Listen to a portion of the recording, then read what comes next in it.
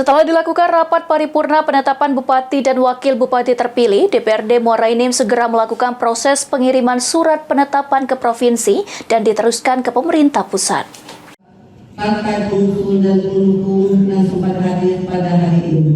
Setelah dilakukan rapat paripurna penetapan Bupati dan Wakil Bupati terpilih, DPRD Muara Enim segera melakukan proses pengiriman surat penetapan ke provinsi dan diteruskan ke pemerintah pusat. Saat ini pemberkasan telah dilakukan dan sudah masuk dalam proses jenjang Provinsi Sumatera Selatan. Selesainya pengiriman berkas, Edison Sumarni siap dilantik sebagai Bupati dan Wakil Bupati Muara Enim definitif periode 2025-2030. Untuk kegiatan paripurna, memang kita sudah terjadwal untuk penetapan Bupati terpilih dan Wakil Bupati terpilih.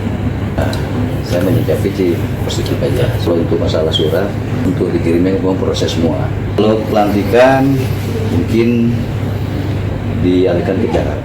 Diharapkan Bupati dan Wakil Bupati Muara Enim terpilih bisa memberikan pembangunan dan kesejahteraan bagi masyarakat Kabupaten Muara Enim. Setelah beberapa tahun pimpinan pemerintahan Kabupaten Muara Enim dijabat oleh PJ Bupati. Mardian Syapal TV.